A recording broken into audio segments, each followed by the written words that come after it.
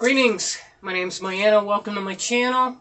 We're going to talk a little bit about things that I've endured lately, especially the last few years, and not had to resort to picking up a drink over. So, I had something happen this week where I lost a fairly close friend. And it was really disturbing, and it just really brought up a lot of emotions from my past. I know that's quite the intro, but that's what we're going to talk about, because I think it's crucial at this point that we, the alcoholics, kind of sort this stuff out however we can, and that's up to each individual. The method, what would be most conducive to a person staying sober, is ultimately a great search and a journey I don't think that ever ends. Not that you can't have periods of rest, but anyway, so part of the things that came up, or part of some of the things that came up, I should say, were the fact that when I was 15, and this is 40 years ago, we suddenly lost my mother. And it was the most unexpected, could not have predicted this being the outcome of that day. I mean, I've never been the same since. I feel like it ripped me in two pieces, and I've spent most of my life trying to get back to the whole. And I'm still working on it, really, Like, I think we're always kind of working on that. So long as we're not destroying ourselves. It's just so important to bring up that blunt aspect of things, because that's what I was doing to myself. I was destroying myself. It was terrible. I mean, I have to laugh sometimes, because when I look back on how absurd it was, that I just thought that this was okay for me.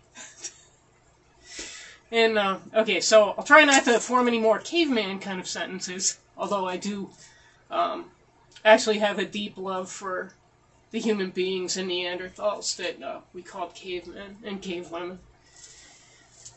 But in any event, I have to laugh sometimes, because if I take it too seriously, I'm too hard on myself, it's going to be right back to that. And I'd rather do that with a microphone, like they do in Trinidad rock bands. Yeah, baby. Trinidad rock bands. Woohoo! We're going to devote an entire video to Trinidad and Tobago rock bands, man. So forgive me, I'm sorry. I have to be silly sometimes. I can't help myself. I love what I love, and I love it passionately. And this is what sobriety has brought me. Just abstaining completely from alcohol. No weddings. I mean, I don't get invited to weddings, and I've been kicked out of every bar in the area. So, that's an important part of things, too.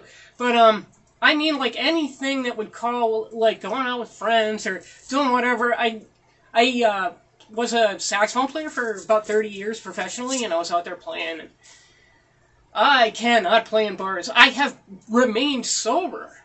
Like, remained absolutely coherent and didn't touch a drop of alcohol through gigs. Oh, but it was harsh and cold and nasty and not at all what I look for in a musical experience. We could philosophize, and I often do, about had I picked the right profession, but it's kind of pointless. You just kind of do what you do and learn what you learn, right? You as in general. And I usually do try to speak in I statements. Occasionally, if I say you, it's going to be you as in general, you the alcoholic, or you the loved one who's trying to maybe help an alcoholic.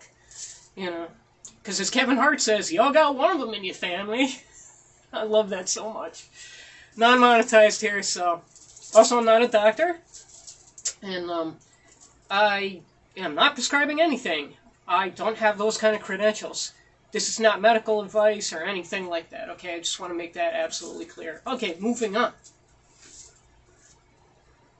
There will be other videos in which I elaborate on the circumstances surrounding deaths. For now, I just wanted to talk about abstaining from alcohol when you experience feelings of death, and how other things in your past can come up and how you can avoid alcohol in those situations. 4 years later, when I was 19, we lost my father, who died of cancer, and that was pretty quick too. It was just a more protracted, torturous thing for me to watch. And, like I say, I'll go off on the subject matter at another time that I deem more appropriate. So, my friend having passed away, I mean, like, he's on life support, but he's basically a goner. I hate to say it. But, you know, it's just so sad, and I have been locking the door at work for 5 minutes and crying from time to time because it's just so unbelievable. It brings up all this stuff that, for years, I just didn't deal with. See, here's the point with alcoholism. I never dealt with it. You know, I'd deal with it for a couple of years, and it'd be okay, and maybe I'd do this and that, but I'd still be very depressed, and it would always lead me back, which is why I'm glad that I ultimately, just short of killing myself, got on antidepressants, and they've made an enormous difference. They don't make you high, they just make you functional. I still cry my eyes out, laugh my head off, all that stuff. Everything in between the emotional spectrum, you know, it remains intact. It's just that I'm not non-functional over it anymore. You know, it's helped tremendously, and it's something that has aided me strongly in my sobriety. So everyone's got to do what's right for themselves. If you don't believe in antidepressants, you're going to have to find something else. It could be a martial art. It could be any kind of discipline. Soon I'll be devoting a video to wire wrapping and how it can, in fact, it's a simple thing to learn that gets more complex as you go, like knitting or building chairs or anything constructive, the opposite of destructive, like as in self-destructive. And I'll feature a video on that. Because wire wrapping has helped me immensely in that sense. So there's all kinds of things you can learn to do, but it might be a martial art, you know, it might be painting, you know, it might be something really athletic. It's up to the individual, as I say, and it's combined elements usually that work for me.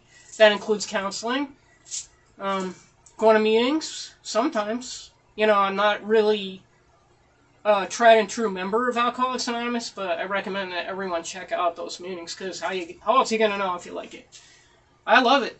You know, I just, you know, I'm, you know, going off on that another time too, my philosophy surrounding AA and my experiences with it.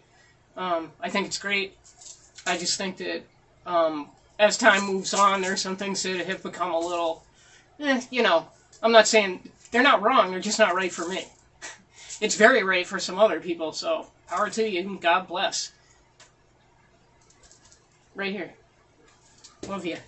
And, so these feelings that I didn't deal with up until about late 2014, when I really came very close to death after months. Like, it was a 3-month-long drunken binge that never stopped. And, ended up in the hospital. You know, went through, I was in the hospital for 5 days. And then I was in, a low-security floor of a mental institution where a lot of people like me were. And I detoxed there. And then I asked, you know, I applied over the phone for a rehab, and they accepted me, and I was there for 90 days. Actually, 120 days. I did a 30-day program, and then I did a 90-day program. And I highly recommend rehab, by the way. Everything I'm touching on now, we'll have a video for in the future. So anyways, you know, I had a pretty good experience in jail because I utilized what was there. And I talk about that in one of the first 2 alcoholism videos that I did, recovery videos. And,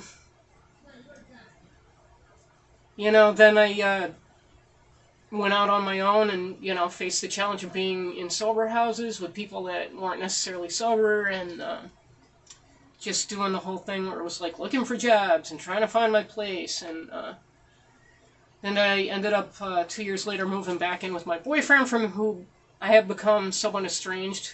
But we kept in touch and we worked it out, and to me it's a miracle. A miracle after what I put that man through. You know, just lying and drinking again, lying about it, drinking again, lying, you know. There is no concealing that at that point.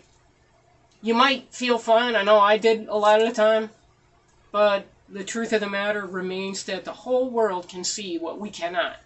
It is the ultimate, perhaps, example, or one of the ultimate examples of subjectivity, where we feel fine. We don't even, we may get a little shaky, feel a little sick if we really go too far, but for the most part, we become more and more tolerant to the point that we feel okay with it, and we look sloppy and don't make sense to anybody else.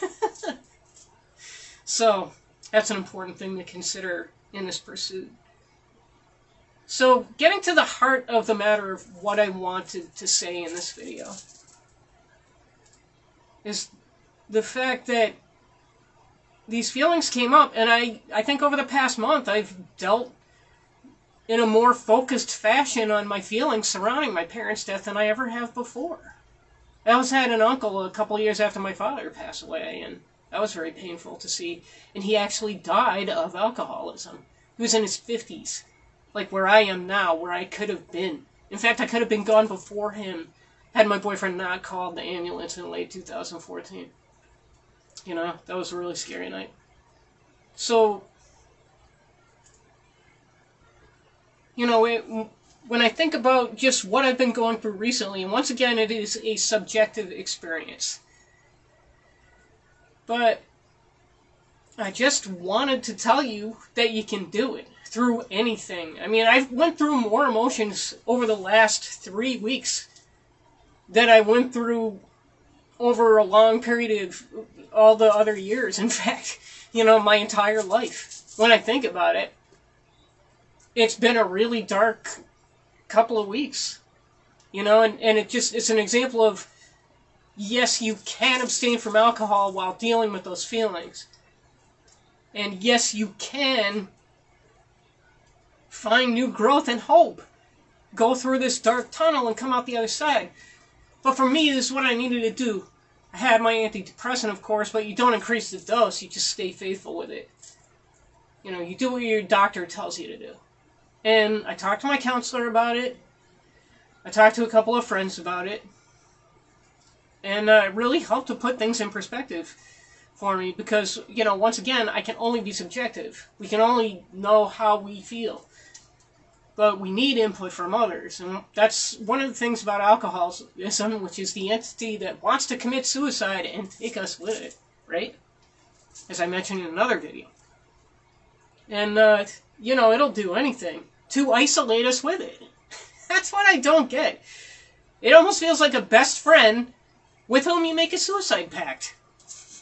It's like a Sid and Nancy kind of situation. Although, God bless them both. I love those, love the Sex Pistols.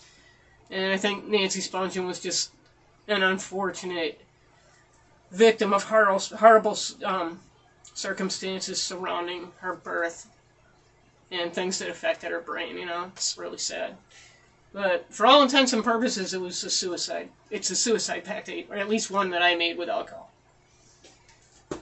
And, I just pulled all the steps. I talked to people. I was very open with my friends about it.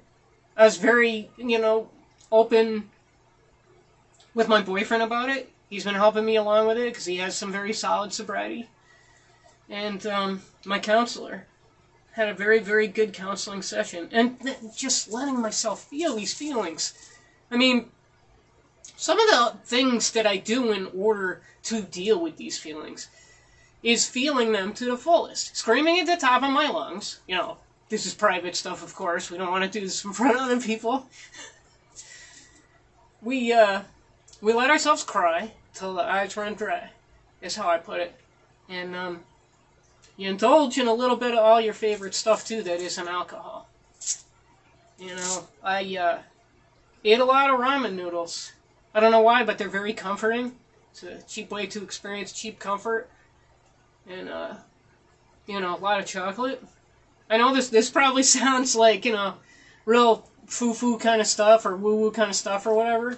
But, honestly, the biggest thing that helped me to feel better was playing guitar. I really love to play guitar. It's an instrument that I've done limited professional work with and taught a lot. I'm mostly self-taught, but I've had some good teachers here and there, starting with my uncle when I was 15. The music therapy thing is very real that they talk about. And, it's not somebody talking to you while you're listening to music lying on a couch, like some cartoon of what psychology is. It was just me practicing things really slowly, And when I talk about really slowly, I mean really slowly. Dun, dun, dun, dun, and losing myself in the sound. And you know what a good trick is if you play guitar? Is to get a multi-effect unit. And experiment with all the different sounds you can get. I mean, geez, you can get one at, like, the cheapest website online for about $50. And, yeah, you can get so much stuff that's cheap. You might have to pay about, a little more for shipping. Because, it's from different countries, but they're making really good stuff these days. Better than they used to, cheaply. And I'm not saying that the old stuff ain't great. Hey, I love and have a small collection of vintage 12AX7s. Made in, Tungsol, GE, RCA. I love that stuff. It's great. Sylvania. So I'm not saying that. I'm just saying that you can get more bang for your buck now when trying new things. Just in terms of a multi-effect unit, Like, some of the best multi-effects units you're going to be shelling out some major bucks for, like fractal audio and all that really beautiful, incredible stuff. And, I highly recommend practicing slowly with effects because the effects will make it more entertaining. It really takes my spirit for a little ride to hear a good flanger. You know what I mean? Like a plane. And, with vocals behind it, kind of, if you know what I mean? And how funky some of the other sounds, like, the ring modulator, how distorted it sounds, or the Pigtronics Mothership 2. You can really mess with square waves and come up with some other earthly sounds. Like, between that and wearing a piece of Moldova, you'll end up on the moon. But, in all seriousness, this is the kind of stuff I find comfort in. And the other thing is physical activity, which I get to do a lot at work. I work part-time in a pro audio store. And I find myself moving a lot of stuff around that's just heavy enough for me, 40 pounds and under. I can lift up to 50 uncomfortably, but I use my legs. I used to work at Bradley's, and they taught you all that stuff there back in the 80s. So, and, I've stayed in pretty good shape, as long as I don't drink. Look pretty good. Yeah, and I like my belts. What can I say? I like to throw just a little bit of vanity into the mix. It's one of the things that helps me keep inspired. You know what I'm saying? And that's different for everybody, too. You're going to look how you want to look. It's beautiful. So, I just didn't isolate. I didn't give myself the excuse to drink. I instead indulge in these other things. And sometimes, you're just not going to feel good. It's like Mark Manson talks about. Even people with their dream job hate it about 30% of the time. And I'm down on top of that, and it's all cloudy all week at work, and, I'm like taking breaks just to cry. Just cry my eyes out. And feel dark. Watch the clock a little bit, but mostly, like, move stuff around and, do what I've been asked to do, and it helped a lot. Because physical activity will always make me feel better. I can count on it. And, just something about the chemistry of what you generate, or what I generate in my brain when I lift stuff, when I challenge my body that way. It's just, like, really nice. I'm no bodybuilder, but I like to, stay toned and do a little bit of intermittent fasting and whatnot. It's just saves me a lot of time. And, I got a really small bone situation, so I look good this way, And this is 10 pounds heavier here than I am, from what I understand. I wasn't a film major, just like to read. So in any event, also a sense of humor. Comedy is crucial to one's sanity in these situations, Because funerals were always an excuse to drink. And it wasn't just me or people like me that have a problem processing alcohol and get all over happy in the head. To the point where you just keep drinking the whole fifth eventually once your tolerance gets high enough. And, my family had the attitude that Dad would want us to go back to what we were doing, and I agreed, and I still agree with that. But it also didn't give me much time. You know, I could have taken some time off, gone back to the following semester, because I just went back and drank and drank and drank in college. I mean, for a while, this is another thing that happens with some people like myself, is that, like, I was unmedicated, bipolar, and never diagnosed. And it's a suspicion. It's not something that I can say with absolute validity, but it just seems kind of obvious to me. I don't know. And I used to get very, very, very down. So I don't know how it would be described. It just wasn't acknowledged till I was about 47. And I've, been doing better on an antidepressant ever since. But back then, when I was in college, it's just like the only way I could get my nerves to calm down and to stop feeling negative and to even be happy about studying was just to drink while I did it. I mean, I mastered the art to the point where I graduated magna cum laude. Because, it just helped me to focus and concentrate.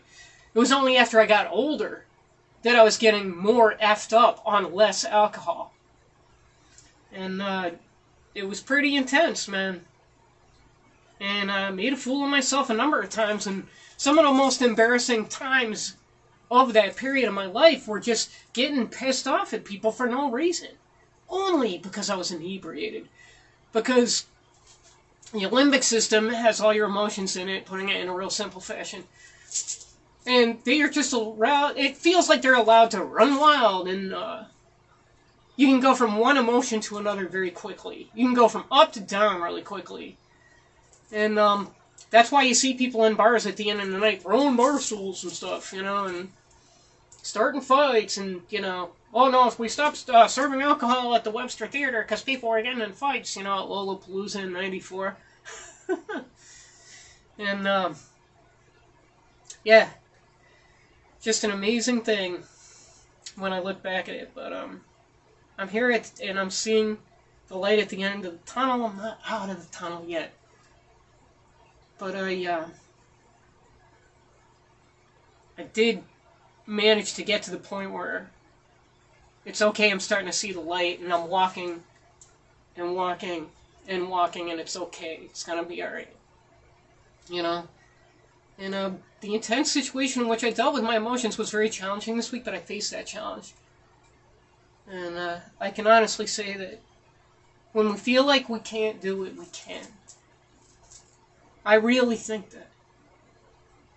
And I want you to know that if I can endure things like that without drinking alcohol, anyone can endure these things without drinking alcohol. It's just a matter of how many stops you pull in to make sure you're there. So, this is a quick one, a short one.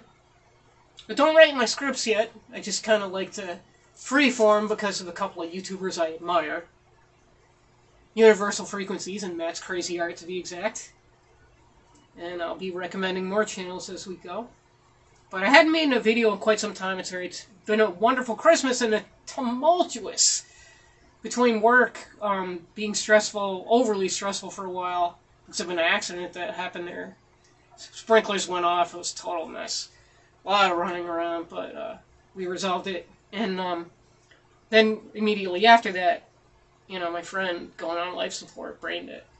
So I just wanted to take this time to give anyone any kind of little tiny inspiration that might give you the resolve to stay away from alcohol. Because, at least for me, I knew who I was. I have reason to believe that you as in general know who you are. You can do it, man. You can do it, woman. I love you so much. Right here, okay? God bless. I'll see you in the next video. And science, is spirituality.